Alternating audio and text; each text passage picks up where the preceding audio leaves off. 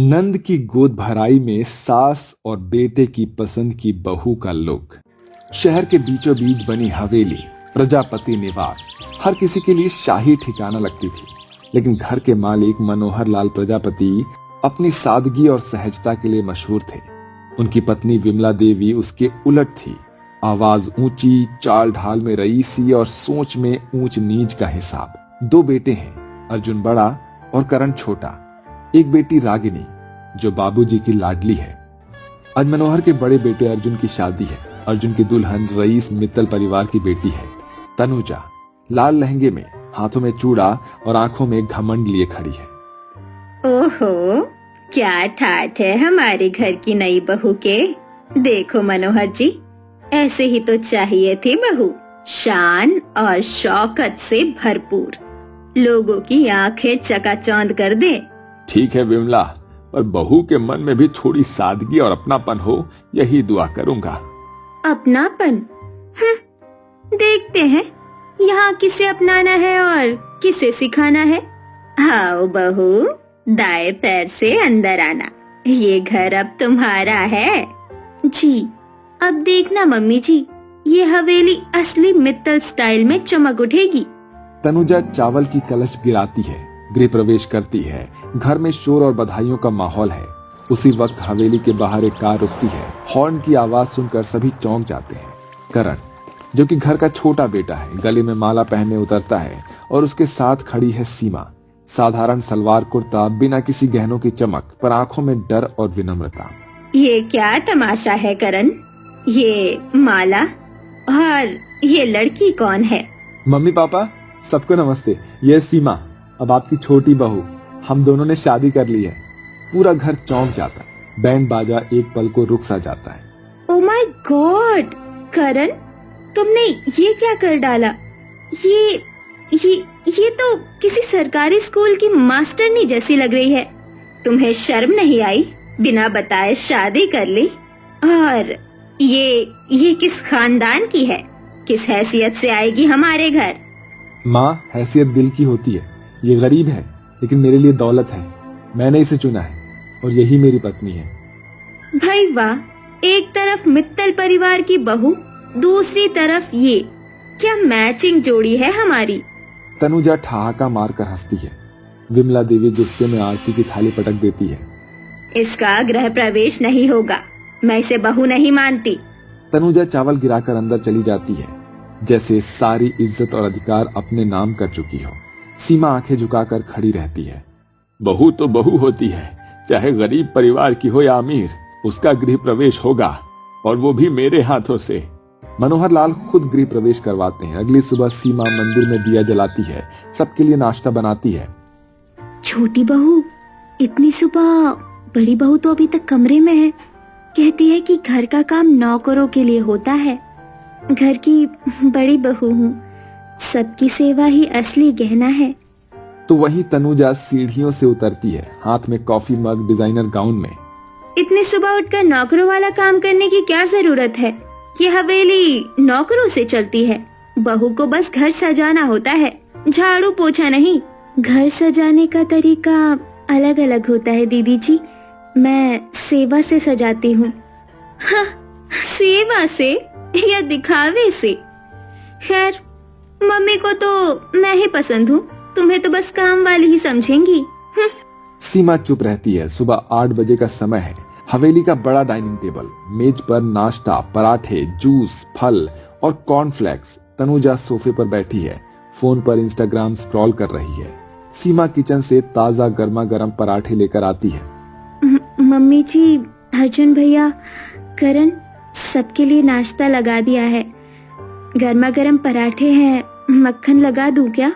पराठे सुबह सुबह? ये भारी चीजें। अरे, हम तो ब्रंच में सिर्फ कॉर्नफ्लेक्स या फ्रूट्स खाते हैं। हेल्दी डाइट समझती हो? घर में सबको पराठे पसंद है और मक्खन के बिना तो बाबूजी खाना भी नहीं खाते। हाँ, पर तुम्हारे गांव में सब पराठे पूरी खाकर खेतों में हल तो चलाने जाते होंगे। यहाँ शहर में लोग फिटनेस देखते हैं, मोटापा नहीं। तनु, हर किसी का तरीका अलग होता है। गांव का खाना सीधा सादा सही, पर इसी में असली स्वाद होता है। हाँ, सीधा सादा और सीधे मोटापा भी। देख लेना, कुछ महीने में हवेली को जिम बनाना पड़ेगा। तभी विमला देवी अंदर आती है। अरे क्या हो रहा है सुबह सुबह बहस? तनुजा बहू, तुम्हें कॉर्नफ्लेक्स चाहिए तो किचन में है, और सीमा, बाबूजी के लिए मक्खन लगाकर पराठा ले जा, वरना गुस्सा करेंगे।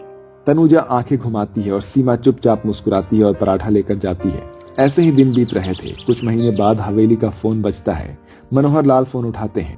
माँ, बाबूजी, मैं माँ बनने वाली हूँ। अरे वाह मेरी गुड़िया, तू माँ बनने वाली है।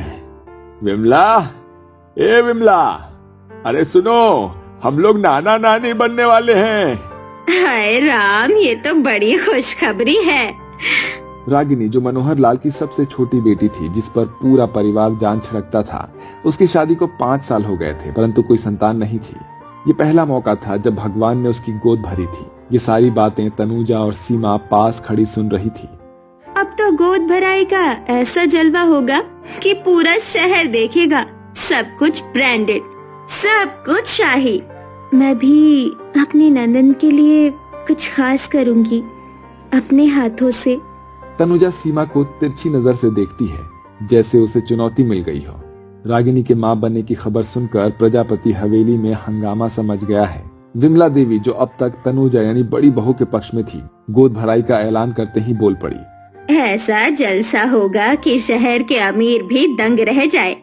लेकिन दूसरी तरफ सीमा अपनी आदत के मुताबिक दिखावे से ज्यादा दिल लगाकर तैयारी में जुट जाती है। और यहीं से शुरू हुई दोनों बहुओं की खींचातानी। एक तरफ ब्रांडेड चीजों का ढेर और दिखावा, दूसरी तरफ हाथों की मेहनत और सादगी। आंगन में दोनों बहुएं सजावट की योजना बना रही हैं। नौकर, रिश्तेदार सभी खड़े हैं। देखो, ये थीम चाहिए, सब कुछ पर्पल और गोल्ड। ऑर्डर मैंने ऑनलाइन दे दिया है। 50,000 रुपए के सिर्फ फूल और 1 लाख की लाइटिंग। इतना खर्चा दीदी जी, हम खुद अपने हाथों से सजावट करें तो वही सुंदर भी लगेंगी और सबको अपना अपना योगदान लगेगा। हाथों से मतलब गुब्बारे फुलाकर। ये कोई गांव का मेला है? ये प्रजापति हवेली है, यहाँ सब ब्रांडेड होगा। गांव की मेला भी अपनेपन से भरपूर होती है। मैं अपनी नंद के लिए कुछ खास बनाना चाहती हूँ। तभी विमला देवी उनके पास आती है। क्या चल रहा है? तनुजा, क्या क्या ऑर्डर किया? और सीमा, तुमने क्या तैयारी की? मम्मी जी, मैंने सब बुक कर लिया है। डेकोरेटर, केटरर, सब कुछ। हवेली चमक उठेगी। मम्मी जी, मैं खुद हाथ से तोरण, रंगोली और छोटे छोटे गिफ्ट तैयार कर रही हूँ। ननन जी को पसंद आएंगे। अच्छा, दोनों की तैयारी देखेंगे, पर ध्यान रखना, मेहमानों के सामने कोई कमी नहीं होनी चाहिए। तनुजा सीमा को तिरछी नजर से देखती है तो वहीं आंगन में कमली यानी नौकरानी और पड़ोसन शकुंतला मौसी खड़ी बातें कर रही हैं। अरे कमला, ये दोनों बहुएं तो मानो रिंग में पहलवान है। एक खर्चे में सबको चौंकाती है, दूसरी अपने हाथों से जादू दिखाती है। अरे मौसी, बड़ी बहू तो बस डिजाइनर और ब्रांडेड रखती है, छोटी बहू सब अपने हाथों से करती है, पर दिन भर काम में पिस जाती है। देखना बेटा, आखिर में जिसकी नीयत साफ होगी वही बाजी मारेगी। बाकी तो मम्मी जी की सोच पर है, वो किसे लक्ष्मी मानती है। ऐसा कहकर वो दोनों हंसती हैं। ये बातें तनुजा सुन लेती है और भड़क जाती है। कमली, काम पर ध्यान दे, गपशप बंद कर। और मौसी जी, आप तो बस चाय पीने आ जाती हैं रोज, कोई काम का आइडिया हो तो बताइए। अरे बिटिया, हम तो बस तमाशा देखने आते हैं, अब गोद भराई का शो तो बड़ा होना चाहिए ना। ऐसा कहकर शकुंतला मासी यहाँ से चली जाती है। ऐसे ही कुछ दिन बीत जाते हैं और अब नंद रागिनी अपने ससुराल से मायके आती है। उसका पेट थोड़ा उभरा हुआ है, चेहरा खिला हुआ है। सभी स्वागत करते हैं। भाभी, मैंने सुना आप सब खुद कर रही हैं, ये तो मेरे लिए बहुत खास होगा। अरे ननन जी, तुम्हें क्या चाहिए? गुब्बारे और हाथ से बनी चीजें या फिर असली क्लासी रॉयल अरेंजमेंट? आखिर तुम प्रजापति हवेली की बेटी हो। मुझे तो प्यार चाहिए भाभी, जो भी करेगी दिल से करेगी तो अच्छा लगेगा। तनुजा थोड़ी चिढ़ती है। सीमा मुस्कुरा देती है। अगली सुबह रसोई में सीमा रंगोली बना रही है, तोरण काट रही है। तनुजा अंदर जाती है। अरे ये सब क्यों? मैंने इवेंट मैनेजर को बुला लिया है। तेरा ये सब कोई नहीं देखेगा, सबकी नजर मेरी सजावट पर जाएगी। दीदी जी, वो मेरी ननंद को जरूर याद रहेगा, भले किसी और को ना दिखे। याद? लोग तो बस फोटो खिंचवाते हैं और सोशल मीडिया पर डालते हैं। अब ये देसी चीजें किसे भाएगी? तभी करण अंदर आता है। तनु, हर चीज पैसे से नहीं खरीदी जाती, कभी कभी भावनाएं सबसे बड़ी भेंट होती है। तनुजा चुप हो जाती है और मन ही मन सोचती है कि इसे हर हाल में मात देना ही है। इसी तरह से अब गोद भराई की पहली रस्म शुरू हो जाती है, जहां घर में संगीत और मेहंदी की रस्में होती हैं। दोनों बहुएं अलग अलग तैयारियां कर रही होती हैं। अरे बड़ी बहू तो जैसे फिल्म की हीरोइन लग रही है और छोटी बहू जैसे पुरानी फिल्मों की आदर्श बहू। हीरोइन और आदर्श बहू मजेदार जोड़ी है। देखना गोद भराई में असली हीरोइन कौन बनती है। तनुजा इन तानों पर नकली हंसी हंसती है। सीमा चुपचाप मुस्कुराती है और रात का समय होता है। विमला देवी मनोहर लाल के पास बैठी है। मनोहर जी, ये छोटी बहू सारा दिन काम करती है बिना थके, और रागिनी भी उसकी तारीफ कर रही थी। देखा, मैंने कहा था ना, असली बहू वही है जो घर को परिवार बनाए, होटल नहीं। हाँ मनोहर जी, आप बिल्कुल सही कह रहे हैं। मैंने कभी छोटी बहू को वो सम्मान दिया ही नहीं जिसकी वो हकदार है। मुझे पता था एक ना एक दिन तुम अपनी छोटी बहू को जरूर समझोगी। जी, लेकिन मुझे तो अब बड़ी बहू को लेकर थोड़ी सी चिंता हो रही है। हमें तनुजा की आदतें भी बदलनी होगी, वरना वो अपने मॉडर्निटी को ब्रांड के इर्द गिर्द ही घूमती रहेगी। वो सब हम गोद भराई के बाद देखते हैं। क्या पता इस गोद भराई के दौरान ही बड़ी बहू को ये सब कुछ समझ में आ जाए कि मॉडर्निटी और ब्रांड रिश्तों से ज्यादा मूल्यवान नहीं होते हैं। इसी तरह दोनों सहमति से सिर हिलाते हैं। प्रजापति हवेली पूरी तरह से सज धज कर तैयार थी। चारों तरफ चमक दमक, फूलों की खुशबू और बाहर खड़ी लंबी गाड़ियों की कतार, क्योंकि आज रागिनी जो कि नंद थी उनका गोद भराई था। तनुजा अमीर बहू ने पूरे शहर के डिजाइनरों को काम में लगा दिया था। ब्रांडेड गहने, थीम पार्टी और सब कुछ रॉयल। वहीं सीमा गरीब बहू ने अपने हाथों से तोरण, गिफ्ट और नंद के लिए खुद की बनाई पोशाक तैयार की थी। और आज फैसला होना था किसका प्यार और तरीका नंद के दिल को छू पाता है। मम्मी जी, देखिए, ये ड्रेस मैंने पेरिस से मंगवाई है। ननंद इसे पहनकर रानी लगेंगी, सबकी निगाहें हम पर होंगी। पर ये ड्रेस बहुत खुली नहीं है, मेहमानों में गांव की औरतें भी आएंगी। अरे मम्मी जी, ये 2025 है, पुरानी सोच छोड़िए, क्लासी लोग यही पहनते हैं। तो वहीं दूसरी ओर सीमा अपने कमरे में रागिनी को अपनी हाथ से सिली हुई कढ़ाईदार ड्रेस दिखाती है। ननंद जी, ये ड्रेस मैंने आपके लिए बनाई है, पूरी मेहनत और दुआओं के साथ। आपको आराम भी रहेगा और सबकी नजर लगे तो बचाने को भी आसान होगी। भाभी, ये इतनी खूबसूरत है, तुम्हारी मेहनत हर टाके में झलक रही है। रागिनी दोनों ड्रेस देखती है। एक तरफ भाभी का प्यार और मेहनत, दूसरी तरफ तनुजा भाभी की शान और दिखावा। मुझे क्या पहनना चाहिए?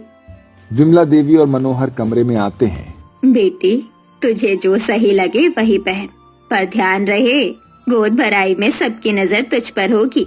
तेरा आराम सबसे जरूरी है। मम्मी, मैं अपनी दोनों भाभीयों में से किसी का भी दिल नहीं दुखाना चाहती। सच बताऊं तो मुझे महंगे ड्रेस पहनने का शौक नहीं है, और जिस तरीके से बड़ी भाभी ने अपना मंगाया हुआ पेरिस ड्रेस मुझे दिया है, वो मुझे थोड़ा अनकंफर्टेबल सा लग रहा है। और छोटी भाभी का ड्रेस पहनने में सुंदर और आरामदायक भी होगा। तू रागिनी बेटा, इतना सोचना क्या है, तू छोटी बहू का बनाया हुआ ड्रेस ही पहन ले, वो भी काफी खूबसूरत है। हाँ, बाकी तुझे जैसा ठीक लगे तू वही पहन। जी माँ, पिताजी। ऐसा कहकर मनोहर और विमला देवी वहां से चले जाते हैं। पार्टी हॉल में तनुजा पास खड़ी है। आंखों में घमंड सीमा चुपचाप खड़ी है। उम्मीद के बिना रागिनी सीमा की बनाई ड्रेस पहन लेती है। ड्रेस साधारण पर बहुत खूबसूरत है और काफी आरामदायक भी। क्या तुमने मेरी ड्रेस को मना कर दिया? ये लाखों की है और ये तो बस हाथ से सिली हुई है। भाभी, मुझे ये ज्यादा अच्छा लग रहा है। इसमें मैं सहज हूँ और ये दिल से बना है। बाकी भाभी, आपका भी ड्रेस अच्छा था, लेकिन शायद मैं वो पहनती तो कंफर्टेबल नहीं हो पाती और मुझे यहाँ पर काफी देर तक बैठना था। अच्छा, तो अब हवेली में प्यार की सिलाई चलेगी, फैशन नहीं? विमला देवी तनुजा को देखती है। बहू, कभी कभी दिखावे से ज्यादा सच्चाई बड़ी होती है। आज हम सबको ये सीखना चाहिए। और ये गोद भराई रागिनी की है। उसको जो सही लगा उसने वो पहन लिया। इसमें इतना गुस्सा होने वाली क्या बात है? इस तरह विमला देवी अपनी बड़ी बहू को समझाती है। और अब हवेली में सैकड़ों मेहमान हैं। ढोल नगाड़े, मिठाइयाँ, उपहार। रागिनी स्टेज पर सीमा की ड्रेस पहनकर बैठी है। सभी उसकी तारीफ करते हैं। अरे वाह, कितनी प्यारी लग रही है रागिनी। ये ड्रेस तो जैसे उसके लिए ही बनी है। और बड़ी बहू कहाँ है? सुना था पेरिस से कुछ मंगवाया है, दिखा क्यों नहीं? तनुजा गुस्से में एक कोने में खड़ी है। तभी अचानक से समारोह के बीच एक बड़ा झूमर गिरने लगता है जो रागिनी के पास आ सकता है। भीड़ चीखती है, सावधान, झूमर गिर रहा है। सीमा बिना सोचे दौड़ती है और रागिनी को खींचकर बचा लेती है। झूमर उसके कंधे पर हल्का सा लग जाता है, पर रागिनी सुरक्षित होती है। भाभी, आपको चोट लग गई, आप ठीक है? तुम ठीक हो, बस वही जरूरी है। सब सीमा की बहादुरी देखकर हैरान रह जाते हैं। तनुजा भी स्तब्ध खड़ी है। समारोह के बाद विमला देवी सीमा के पास आती है। बहू, हमने तुझे कभी सही से अपनाया नहीं, पर आज तूने साबित कर दिया कि तू इस घर की असली लक्ष्मी है। हमें माफ कर दे बहू। भाभी, आपने मेरी जान बचाई। आप मेरी सगी बहन जैसी हैं। तनुजा पास आती है। उसकी आंखें नम होती है। सीमा, मैं गलत थी। मैं बस दिखावे में फंसी रही। तुमने जो किया उसके बाद मैं खुद को रानी कहने लायक नहीं हूँ। मुझे माफ कर दो। भाभी, परिवार में माफी की जरूरत नहीं, बस साथ की जरूरत होती है। मनोहर लाल सबको एक साथ खड़ा करते हैं। आज मैंने देख लिया, घर को दौलत से नहीं, प्यार और त्याग से जोड़ा जाता है। अब से इस घर में कोई छोटा बड़ा नहीं है, सभी बराबर हैं। इसके बाद सब एक दूसरे को गले लगाते हैं। गोद भराई का समारोह खत्म हुआ, लेकिन प्रजापति हवेली में रिश्तों की नई शुरुआत हुई। सीमा, जो कभी गरीब बहू कहलाती थी, अब वो सबकी पसंदीदा बहू बन गई है। तनुजा ने भी अपनी सोच बदली है और हवेली में अब दिखावे से ज्यादा अपनापन हावी हो गया है। तो दोस्तों, आप सभी को हमारी ये कहानी कैसी लगी हमें कमेंट करके जरूर बताइए। और इसी तरह की बेहतरीन कहानियों के लिए हमारे इस चैनल को अभी सब्सक्राइब कर दीजिए।